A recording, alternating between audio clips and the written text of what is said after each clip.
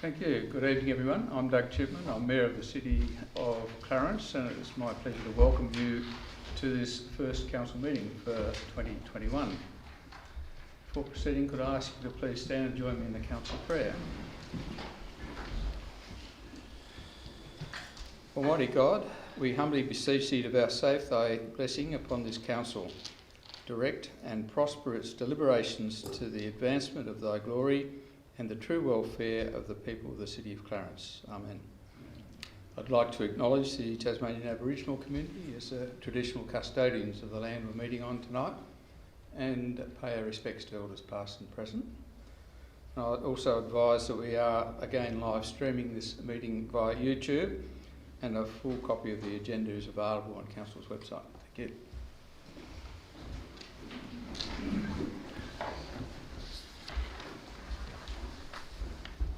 I declare the meeting open, and in accordance with recent practice, there will be some starred items which we'll deal with in an omnibus motion. Leading into that, first of all, I note that there are no apologies. Secondly, I'll ask for declarations of interest of alderman or close associate. In that case, moving into the starred items, previous minutes for the 14th of December and the minutes for the special council meeting on the 21st of December, as circulated, be taken as read and confirmed. Are there any comments there? There's nothing to report from a mayor's point of view, except I'd like to table meetings between myself and also for the Deputy Mayor, and significant media activity. For the next minutes. Item 4, the Council notes the agenda briefing conducted on the last Friday, on the 15th of January.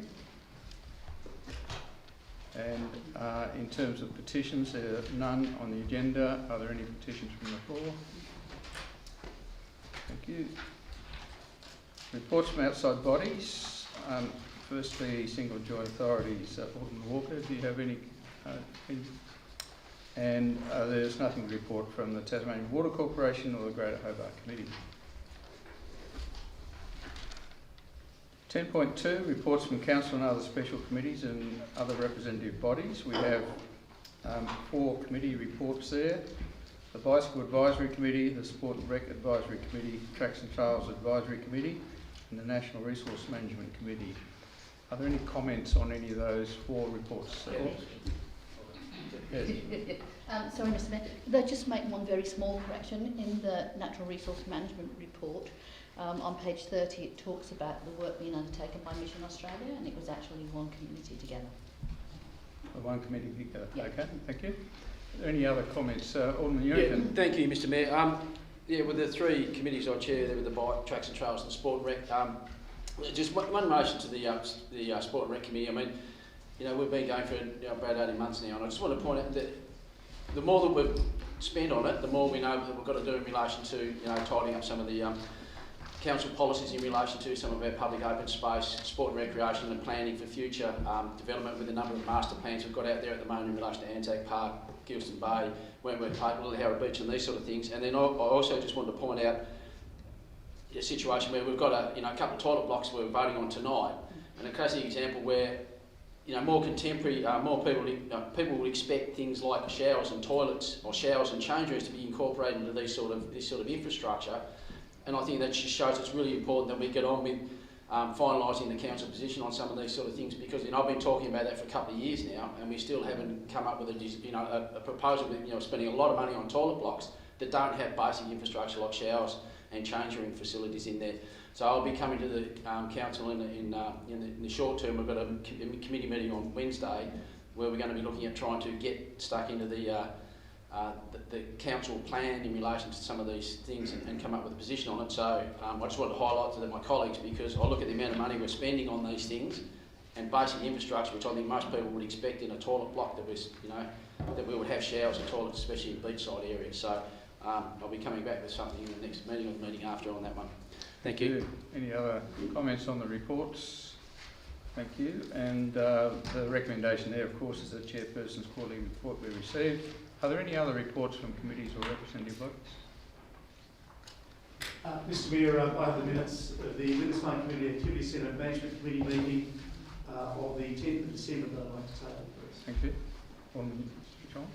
Thank you, Mr Mayor. Two things. I've tabled the minutes of the Richmond Advisory Committee for November. And secondly, I had hopes that there would be an event special committee report, but sadly things got away from us. But you will all have received in your pigeonholes or in your delivery last week the Jazz Festival programme. And I hope everybody will come to at least some of it and remember to book, because you have to get tickets. Thank you. Other reports on? Not a report. A question, comment? Question, yeah? Yes, through you to the Deputy Chair, the Deputy Mayor. In relation to the Special Events Committee, I understood at the last meeting that you were going to provide the minutes of that, and there was going to be some discussion, as I alluded to, Mr Mayor.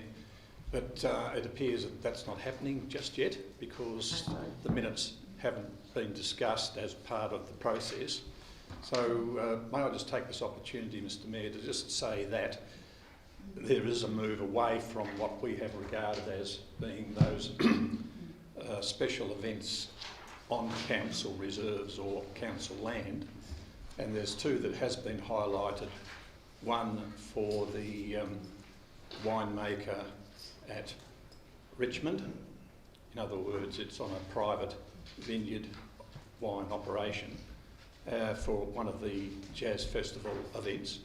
And secondly, the actual Aboriginal community out at Risdon Vale.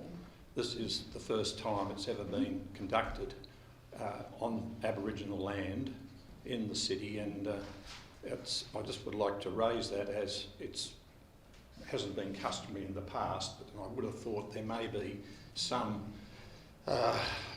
obligations on the owners of those properties that council's Jazz Festival be followed along their lines, as distinct from when they would be conducted on council land, where council has basically the call and basically the drive in determining what happens on it. So I just thought I'd raise that, because it's a first in my experience in this place, where we've deviated from having a jazz festival on council land, Simmons Park, you know, the Bellreeve Beach Park, etc., South Arm and so on, whereas we're going into the private sector and also into the public sector, where council, I believe, doesn't have the necessary responsibility as it would have on its own land. Every confidence that the events will still be run correctly, Alderman James. Other reports? In that case, the item 11.1, that the information contained in the weekly briefing reports for the 14th and 21st of December and the 11th of January be noted. Any comments on the weekly briefing reports? Alderman James? Yes, thank you, Mr Mayor. Look, excuse my croaky voice, but never mind. The 11th of January 2021, and I refer to the last page of the current infringement / enforcement notice, in particular to the last item, which is Pinnacle Design and Drafting at 19 Corinth Street, Howrah, a breach of the permit and enforcement notice issued. My question through you to Mr Lovell. Mr Lovell, in most circumstances, it's my understanding that a Section 56 would be provided or would be required in relation to this, into this and other matters that have come before council. Why is it in this circumstance that a Section 56 has not been pursued and another item under LUPA has been? If you could explain, please, through you, Mr Mayor, to the council as to why Section 56 is not required in this instance, and perhaps the reason why, in fact, it wasn't. Thank you. Through you, Mr Mayor. This relates to a matter that follows up from a matter that was in a briefing report some months ago, where we advised that there were some departures on the ground from the approved plan, and that led us to ultimately issued an enforcement notice which required the developer to either make the development comply with the planning permit or to seek an amendment to the plan to approve what had been done, which is probably the sensible approach because the changes were relatively minor. I think we were referring to section 56, we're referring to a minor amendment to the permit. In this case, the council could not assess the minor amendment because the permit for this development was approved through the tribunal, and any changes would have incurred or would have required a change to the endorsed plans, which were related to a permit condition of the tribunal. In those circumstances, the council doesn't have the power to make the minor amendment, and it's referred to the tribunal by the developer. And in fact, that's what's happened in this case. And there's a briefing report which will come out in this week's briefing report, which explains all this in full.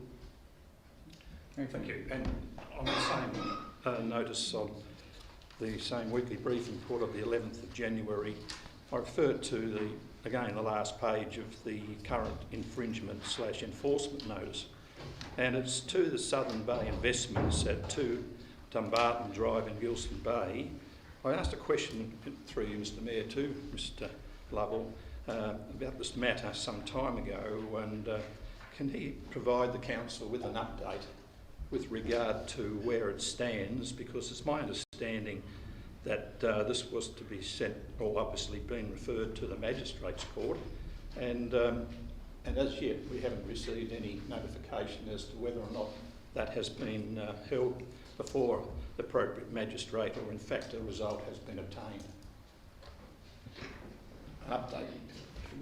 Through you, Mr Mayor, yes, I'm actually unaware where this one's at. It's with our lawyers, or the council's lawyers, because it does relate to a breach of the scheme and it's going through an enforcement process. As I can't give you an accurate update, perhaps if I can do a briefing report or a memo during the week, just to let you know where it's at. Thank you, Mr Lovell.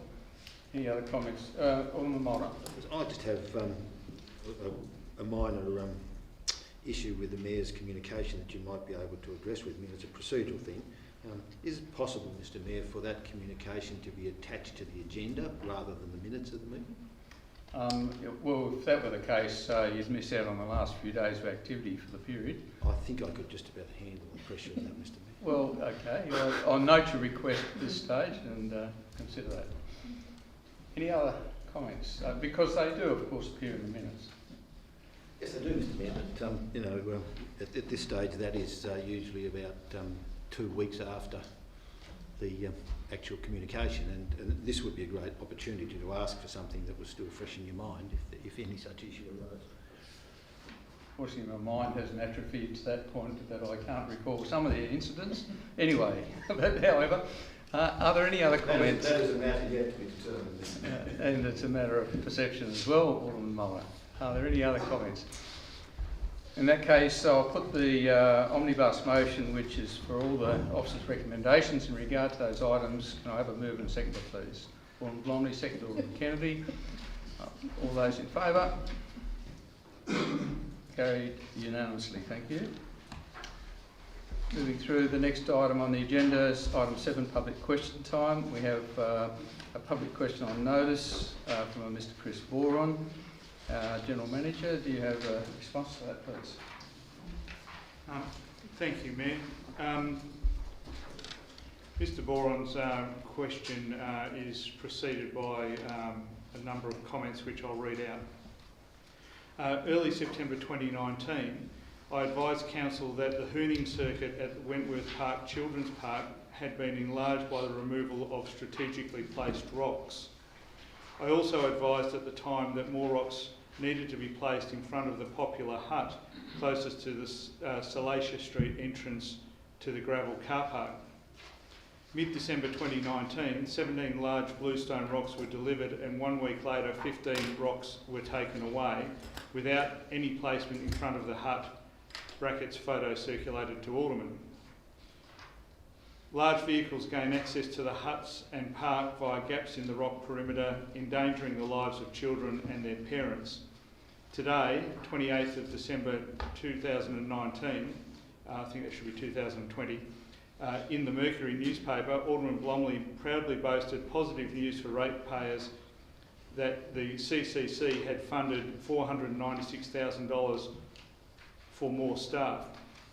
My questions for CCC is how much would it cost to fund gates at the Salacia Street entrance to Wentworth Children's Playground car park with opening and closing times similar to the nearby Wentworth Sports Field entrance gates? How soon can they be installed? The answer to the question is as follows. The Salacia Avenue car park provides vehicle parking to the Wentworth Play Park and access to the Clarence foreshore trail for the public. Council does not gate car parks to our public park areas. A large rock will be placed in the car park perimeter near the aforementioned hut. The remaining perimeter rocks will be reviewed to ensure gaps are insufficient for vehicle access. Thank you.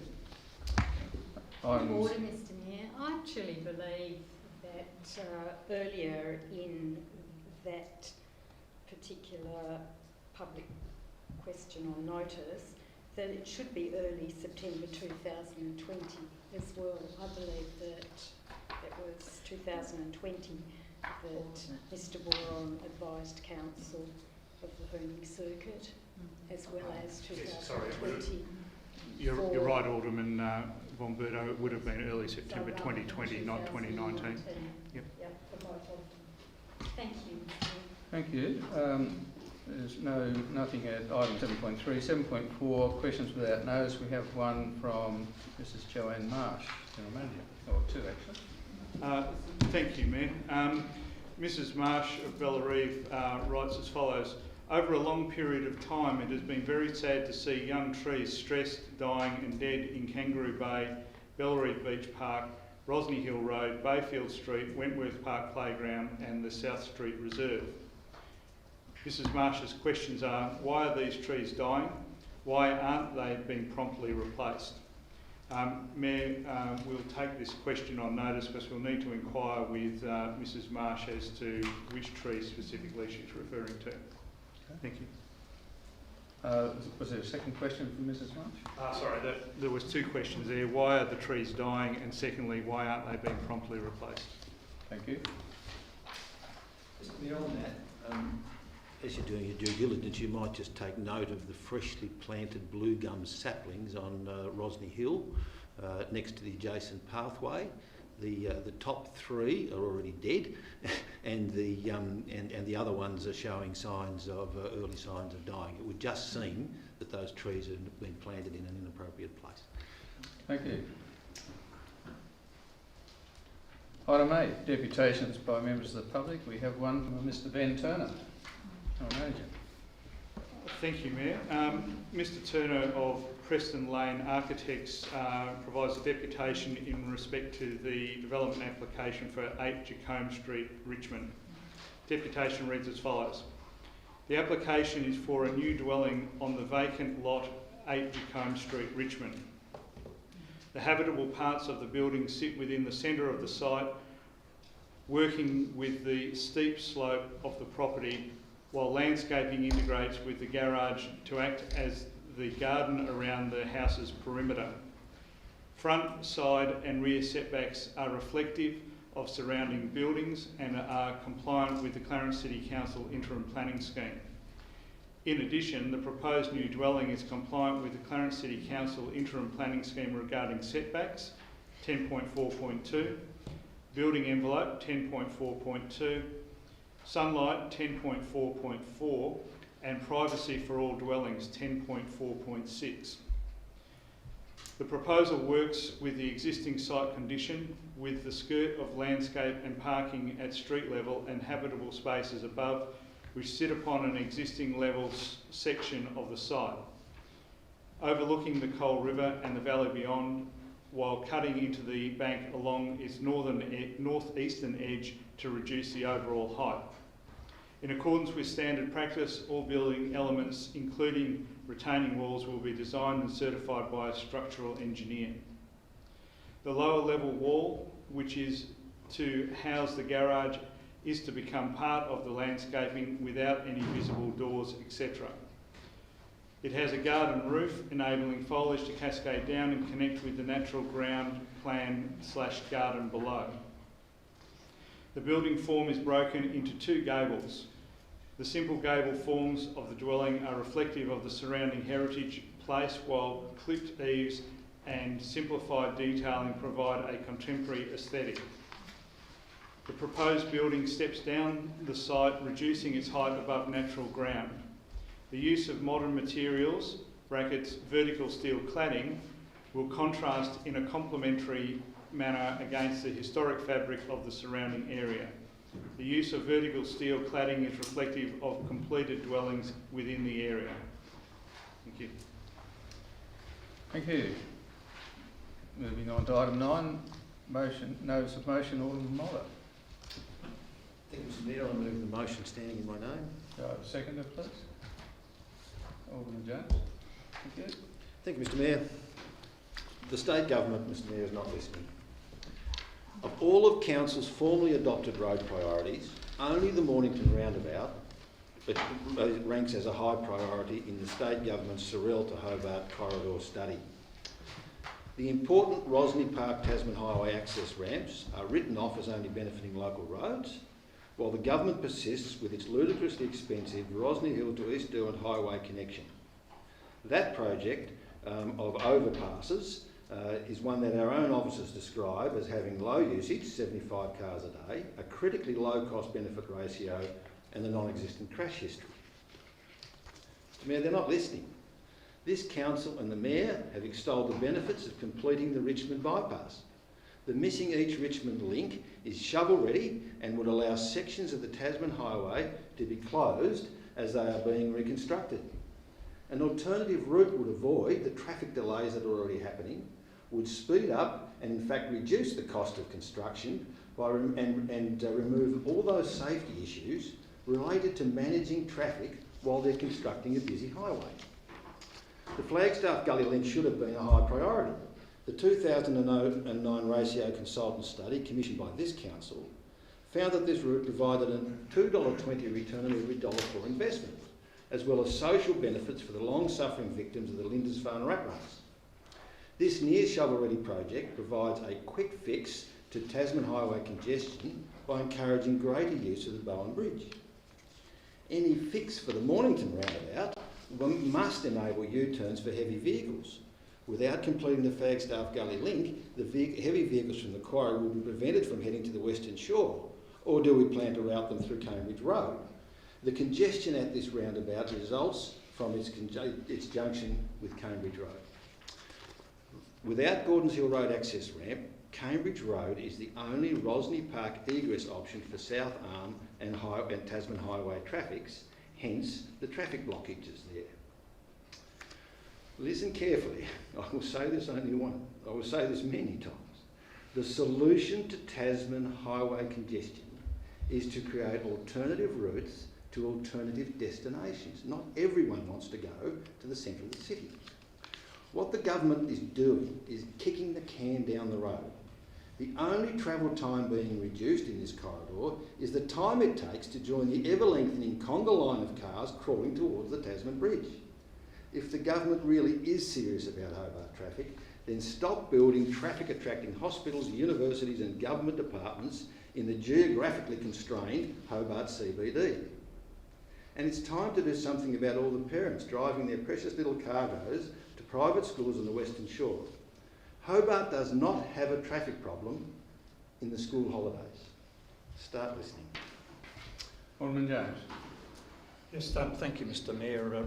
This is an interesting motion because it covers two key areas that I've been working with, and I know Alderman Pearce, my colleague for some 30 years on this council, has also been supportive of, and that is that back in 1987, this council passed a motion to support the Flagstaff Gully Link Road, and at that time there was some discussion as to whether the road ought to go through to Sugarloaf, East Derwent Highway, or the broader and long-term through over the hill over towards to link with the Grass Tree Hill Road, which is a mammoth project which I think at the time wasn't really worth being considered, but it was listed as one of the 3 proposals. So this council has on its record the support of the Flagstaff Gully Link Road, and of course of late I think the government has started to realise that the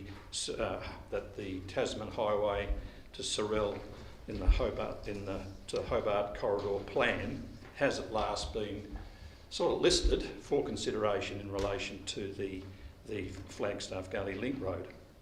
One of the key areas that the government, and that has probably before the Department of State Growth was sort of heralded as being the department responsible, and that was when the Department of Main Roads did a lot of modelling, and I think, Mr Mayor, you may have been on the council at the time when we had a very elaborate modelling of the traffic movements along the Tasman Highway into the Cambridge Road, around the roundabout and so on. And one of the reasons at the time, and I stand corrected on this for those who were on council at the time, was that there was some difficulty in trying to enable the heavy laden trucks from Hanson's Quarry to be able to make a right-hand turn and then deviate onto the Tasman Highway. But, and that was basically one of the reasons where they felt that lights at that intersection at the time was really not an issue, and also the modelling didn't indicate the amount of traffic congestion that ultimately was part of the modelling at the time. So look, at least now the Department of State Growth has indicated that the establishment of the Eastern Ring Road by linking the South Arm Highway to Mornington to the East Derwent Highway is really a list on their priorities and so on. The fact that the matter of the on-off ramps has dropped down in their pecking order is a shame, because this council has spent a lot of time, and in the early stages, you'd agree with me, Mr Mayor, and the fact of the matter was that I was opposed to having Gordons Hill Road come in there and then the link into the Tasman Highway.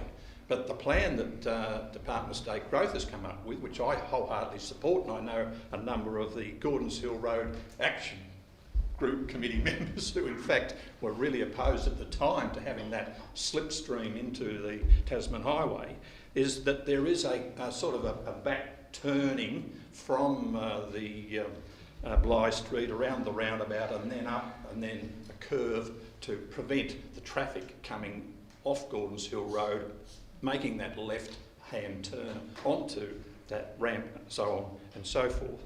So look, this is a motion that I think really needs to be brought to the Department of State Growth's attention again. And as far as the east part of the Richmond Bypass, I think, look, given that a number of factors have occurred, I think that needs to be considered, and that the department needs to be able to take into account that as an alternative for Sorell and the East Coast traffic. I seek council support. Thank you. Other speakers? Alderman Walker. Thank you, I guess, Mr Mayor. I'm going to take us back to 2012, a real low watermark for decision making around this table. There were a couple of things that I didn't like, and one of them was the decision making around road reservation for the Flagstaff Gully Link Road. Herculean support that withered at the vine, shall we say, although I did manage to support it. I do note an abstention as well when it came to the vote of trying to rule it out forever.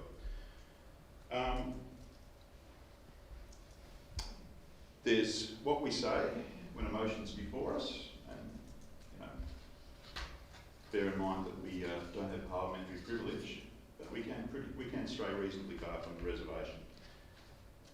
I'll be supporting this, but not on what I've heard so far. I'll be doing it just on the black letter printout on the paper and how the motion is. Because I think sometimes different priorities come before us. Now, we are broadcast on the YouTubes, so this is our very own version of C-SPAN. People get their cards if they want, put them in the file, and use them for future election campaigns, or do anything like that. Good luck if they wish to do so. As the motion is written in there, it's hard to disagree with it. As I said, I'd be careful about bringing other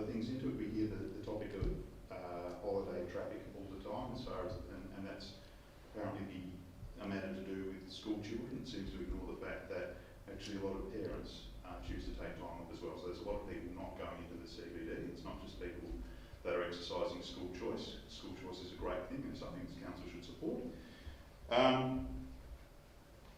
But this is the motion before us. Now, as far as the Richmond Bypass goes, I thoroughly support it. This is a iconic tourist jewel. It's a wonderful place to live. It's an area that we're going to put a fair bit of dollars into upgrading the main street frontage for. So you want to get it right so that we preserve the bridge, increase the amenity, and don't waste money on roads that just get broken down with overutilisation. But we're not actually endorsing a plan that's a detailed blueprint of the bypass tonight. That isn't something that we've been working on now. You might have it in your back pocket. I don't have it in mine. You might be completely comfortable with going full Mugabe and just going through farmlands and vineyards and just doing it straight away without consultation, because governments can and do like to use eminent domain or compulsory acquisition of land. Thorough consideration needs to be done and gone through all those matters. But take this in its black and white format in the agenda. It's meritorious and vote with it. That is my recommendation. Thank you. Other speakers? Got a reply on the motion? Sorry, I haven't seen any hands go up or anyone stand up. Did you wish to speak to it? Sure. I was just waiting because you were going to speak. No, nothing really. After that, other than to say, it was well articulated. A lot of the language was in my head from during the day reading about it. I agree with what Alderman Walker said about flexibility, and just to say that we'll always support common sense approaches to genuinely busting traffic congestion. Thank you. Any other takers? Alderman Mulder, right to reply. Thank you, Mr Mayor.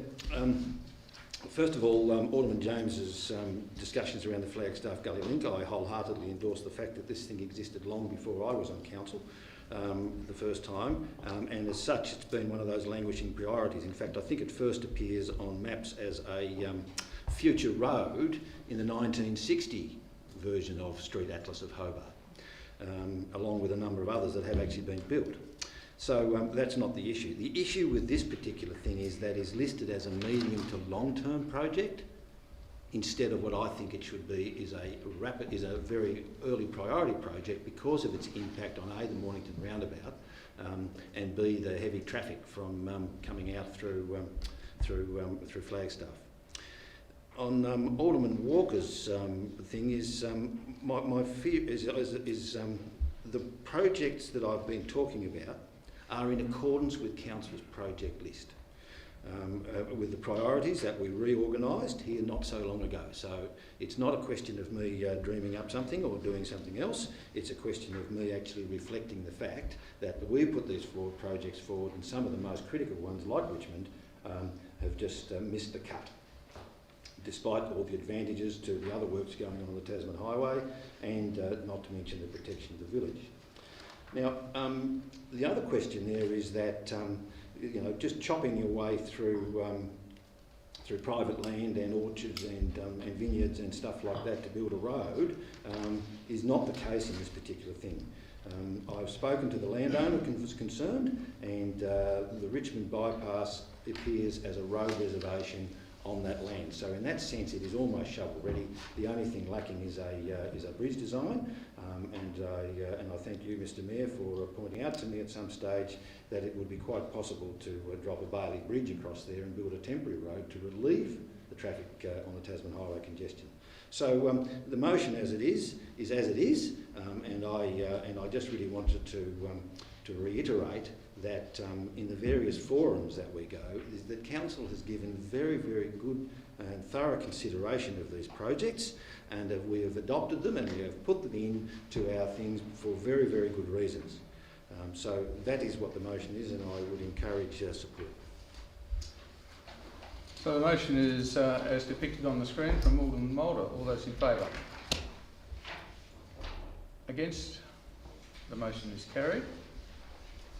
Moving on to item 11.2, We have no petitions to consider from the previous council meeting. Therefore, I now advise we intend to sit as a planning authority under the Land Use Planning and Approvals Act.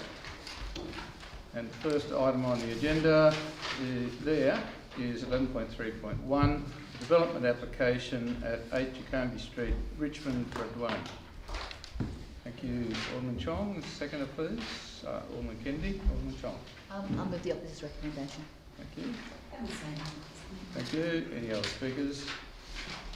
Alderman Mulder. No, Mr Mayor, I note there's some interest, and it's just escapes me at the moment, but it's very interesting to note that this special Georgian village that we've just recently discussed, and all the rest of it, that one of the planning criteria is that it not conform to the heritage aspects of the village, which I find to be a little incongruous.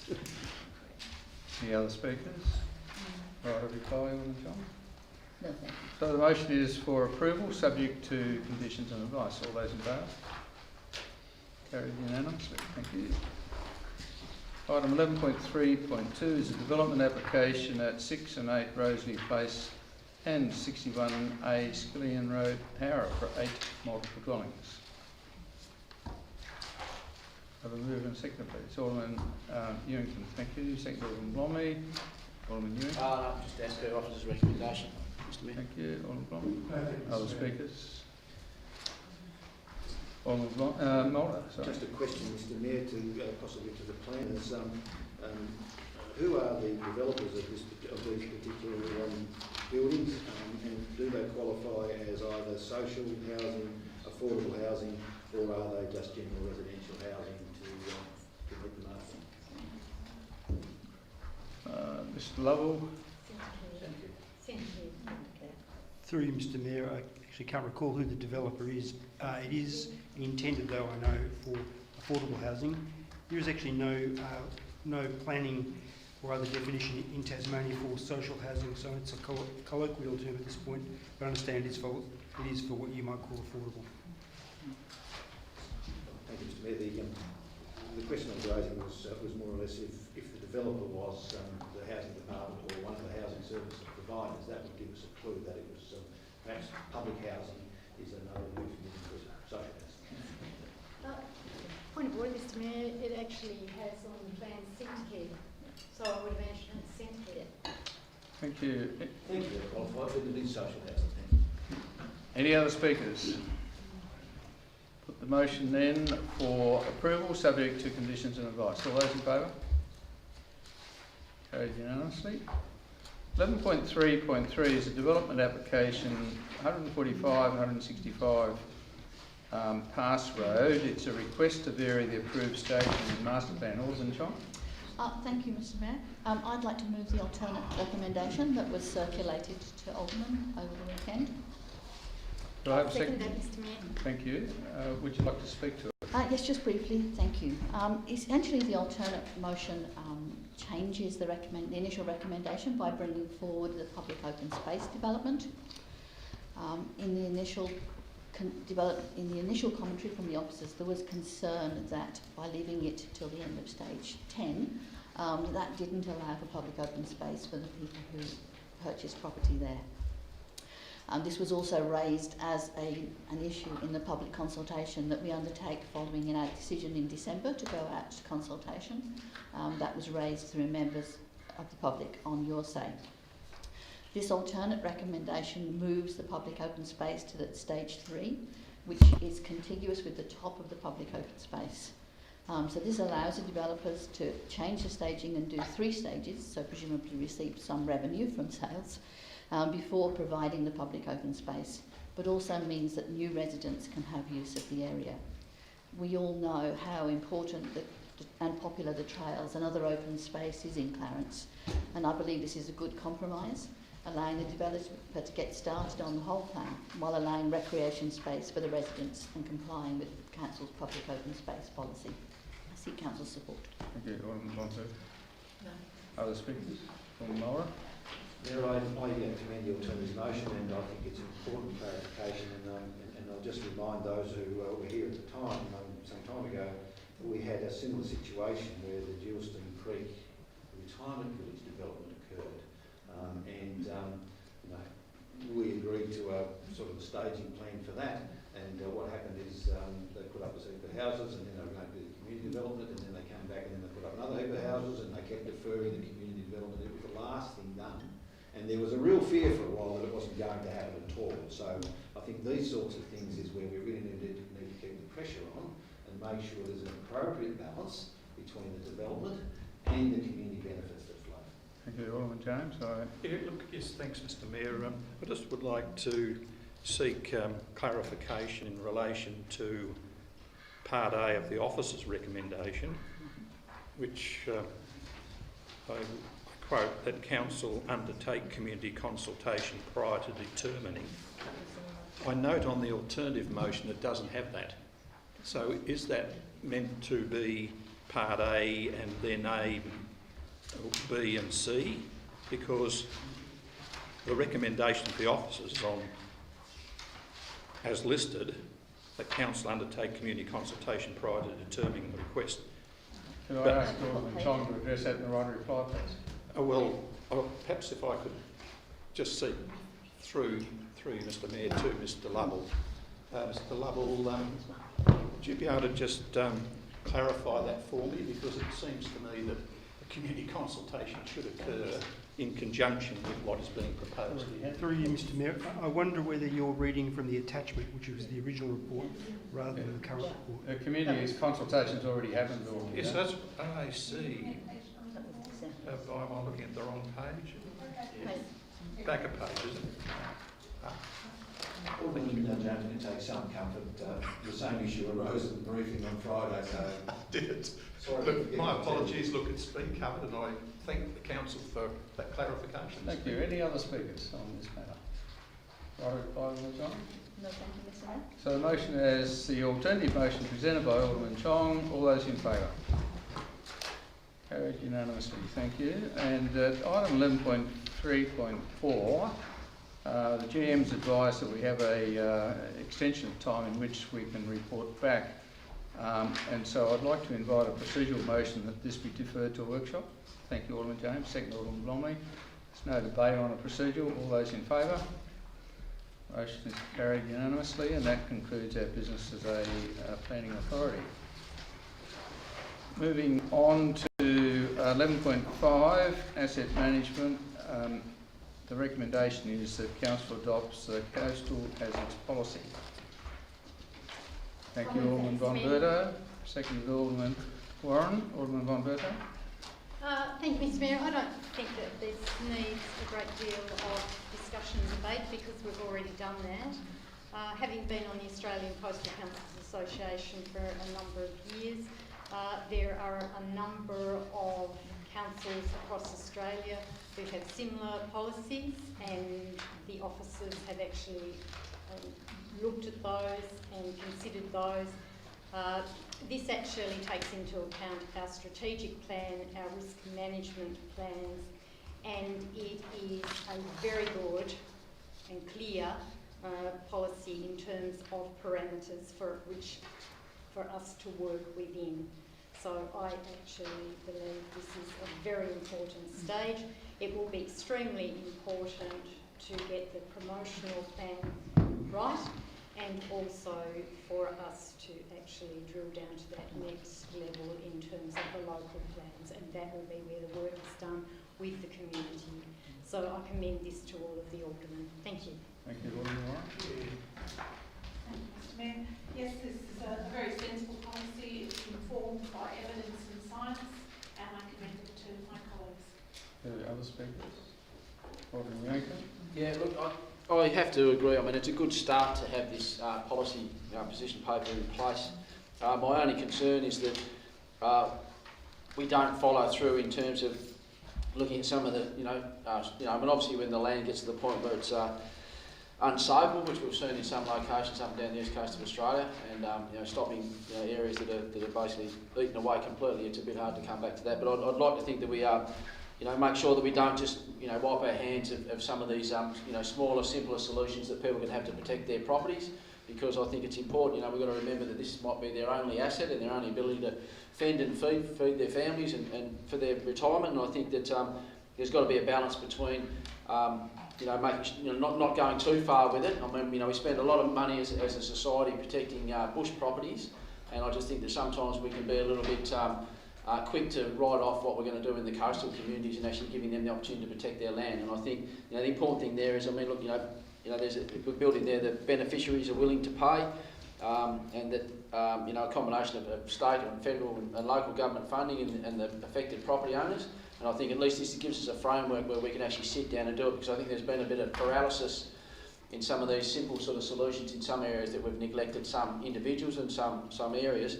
And I'd like to think that this is not the end of it, but we actually now can get on with looking at some simple solutions to help some of these people and give them some certainty in the long term.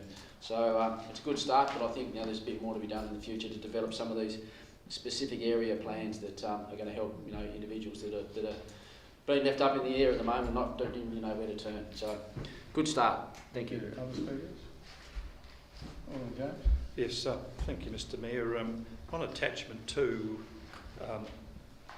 on page 1 of the attachment 2, it refers to at dot point 1, 2, 3, 4. The policy outlines that while Council, in conjunction with the Crown, is responsible for responding to coastal hazards that present a danger to the public, it does not take responsibility for protecting private property from coastal hazards.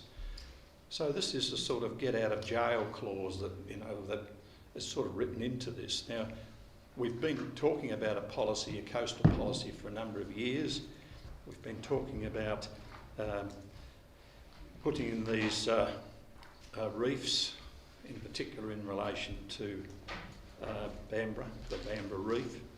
And there was a lot of investigation that went into that, and then the cost of that became prohibitive.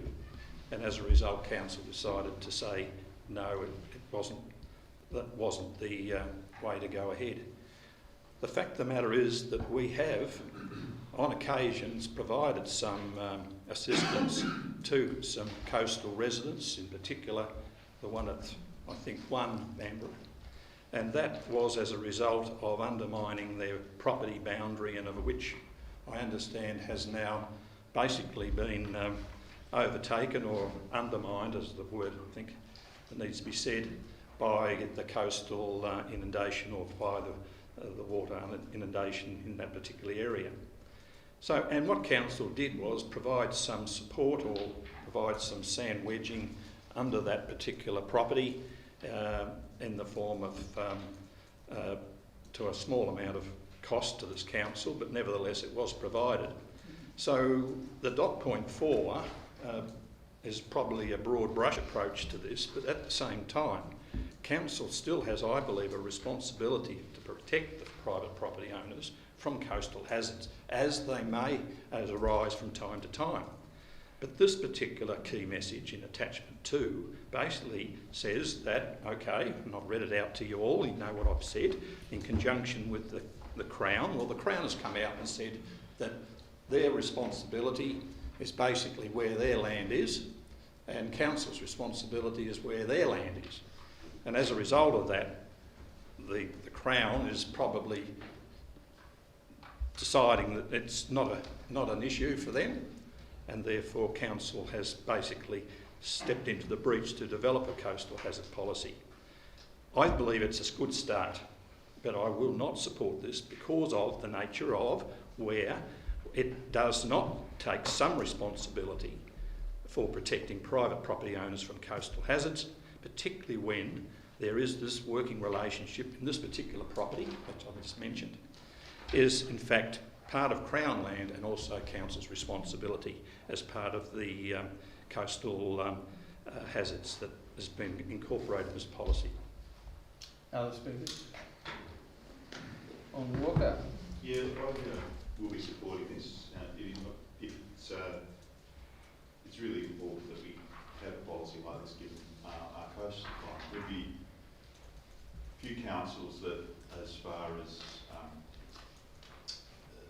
if you like, amount of coast per square metre of actual land that we have, the ratios probably high, but with design, give us the ratio, but apart from that.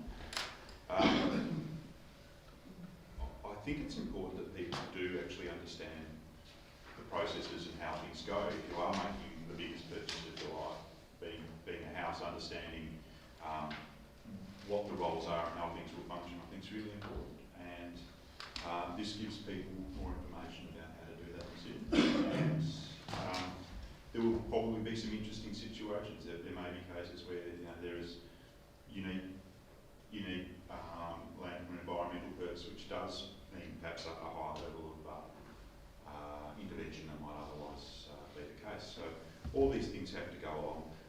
I think it's really dangerous to build an expectation that the Clarence Council is sitting here with 50 concrete trucks and dike building expertise on a global basis that's ready to swing into effect at the drop of a hat. Now you might have a different view of that. You might think, no, that's actually what we should have.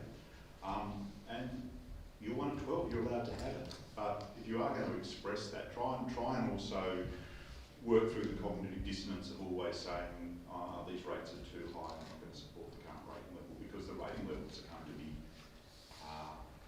probably, many folds of what they currently are, if that's what you believe to be the best approach.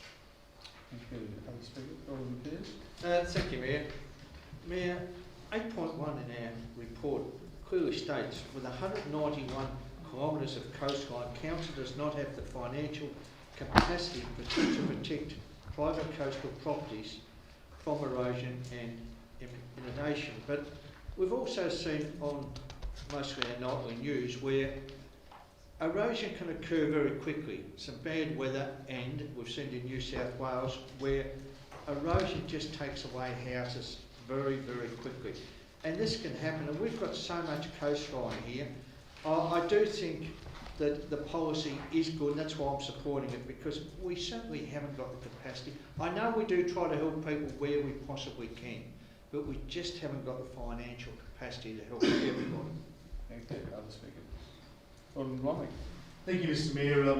Like all other colleagues, this is a good policy. The amount of work that's gone into it over the last 18 or so months, and it's real credit to our staff that we've arrived at this point here this evening.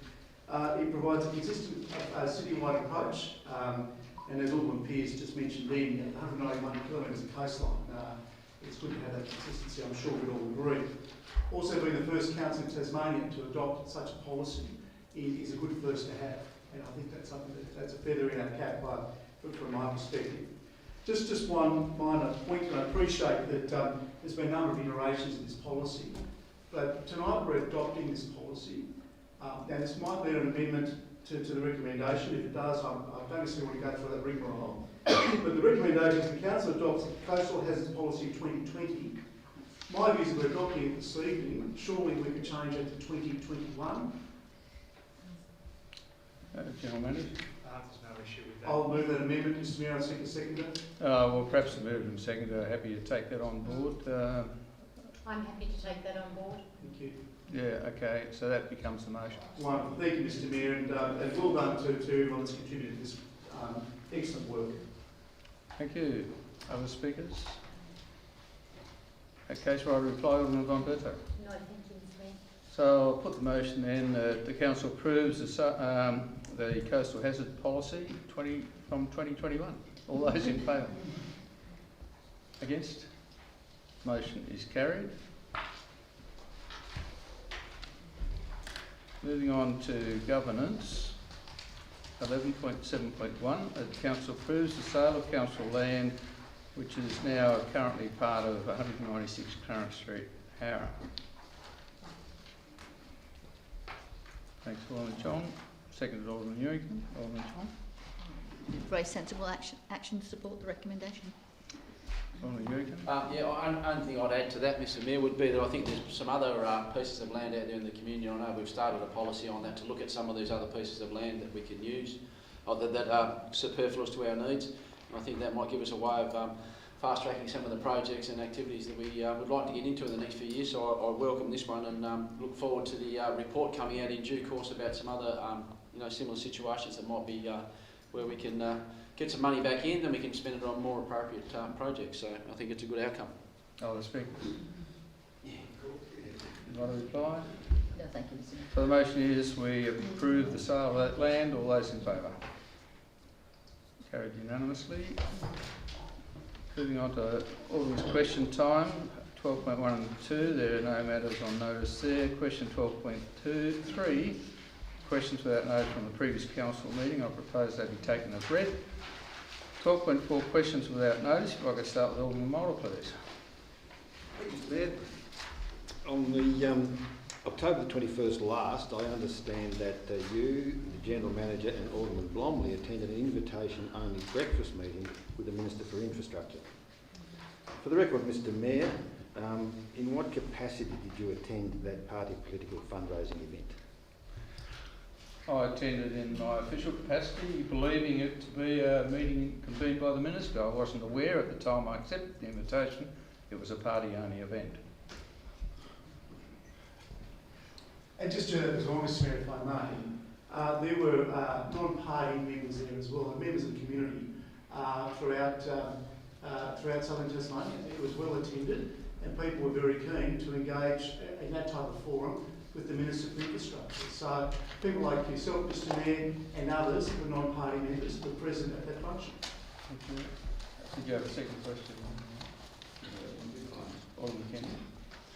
Thank you, Mr Mayor. Just a question about our walking trail from Lauderdale to Cremorne.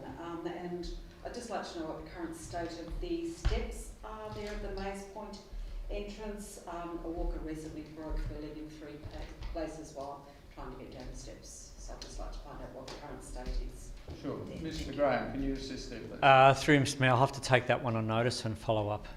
Thank you. Alderman Ewing? No. Alderman Edmonds? No, nothing from me. Alderman Walker?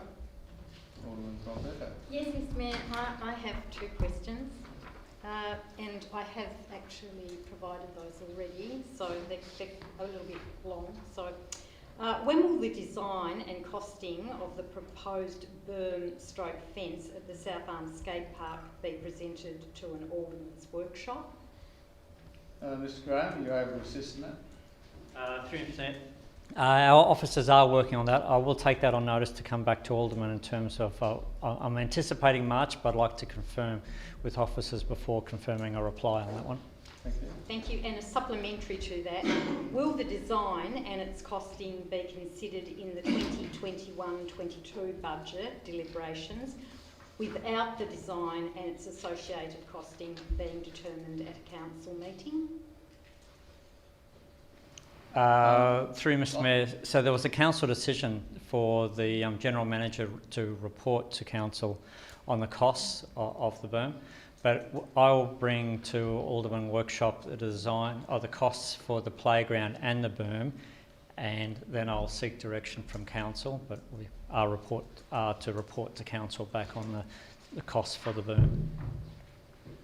And my second question is, will a concept plan and associated costing be considered in the 21-22 budget deliberations for the proposed play space at the South Arm Oval? Through Mr Mayor, as I've explained, I'll take costs for the playground and the berm to a council workshop, and I'll seek direction from council then from that point. Thank you, Mr Mayor. Alderman Blomley?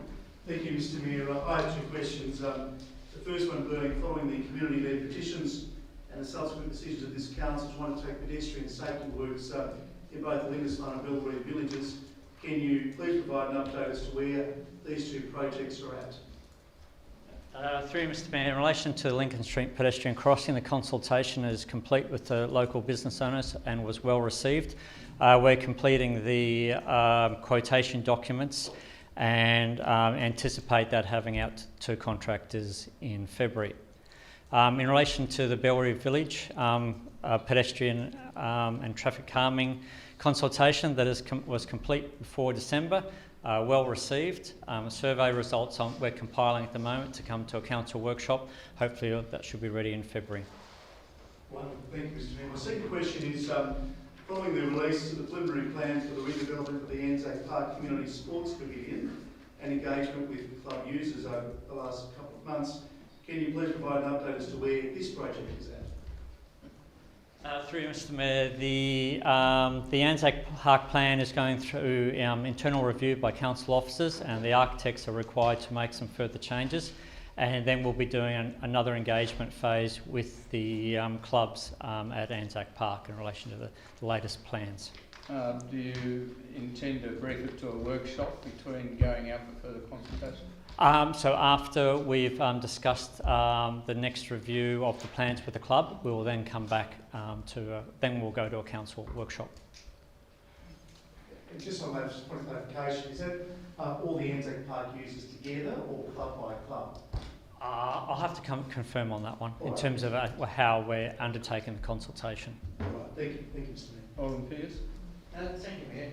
I had a few questions, but I'll leave the others to the officers themselves. But look, I did have a question from a ratepayer about our parking signage, and if I can ask one of our officers, with our parking signage, does it need to have days on the bottom of it? There is parking signage in Weekly Place, it's got hours, but no days mentioned below. Do we need to have days, or is it fine with not having days on? I'll come back to the Alderman and confirm that one. If it doesn't have days, then it applies to every day, I would envisage. But yeah, I'll confirm the actual location with Alderman Pearce. Alderman Jones? Oh, yes, thank you. Two questions. Firstly, Mr Mayor, in your media release of the 21st of December 2020, you made some comments, but in particular, para 5 says, and I quote, "The Council has now approved the extension of time with several new conditions that protects the interests of Council and also preserves the buyback option," unquote. My question through to you, Mr Mayor, is, in fact, is that buyback option subject to... wrong. Should there be no substantial commencement of the project by the deadline in October 2022, then I understand that that preserves, and this means that the buyback option can occur. However, if there is no substantial commencement, does that mean that the buyback option is still on the books?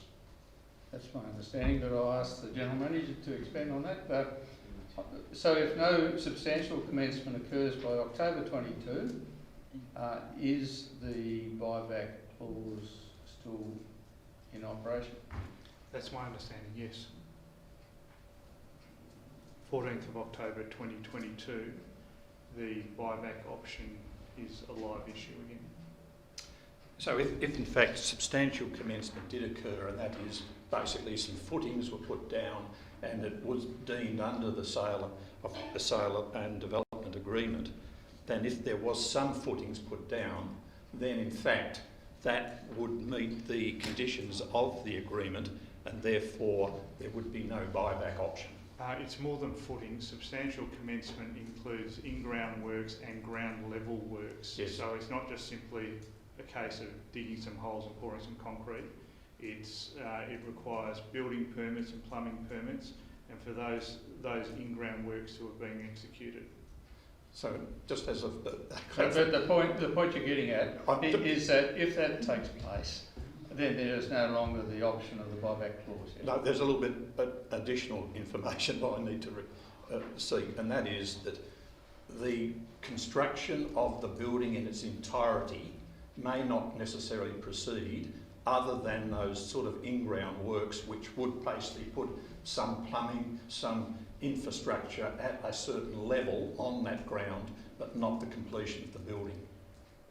In the terms of the sale and development agreement, yes, but you'll recall that Council also was seeking conditions regarding the contractual basis for a variety of activities prior to that occurring, so that we had some comfort that once construction does commence, that it's likely to conclude as well. It won't be a start or stop exercise. That was the whole purpose of discussing those proposed conditions to be put to Shamrock.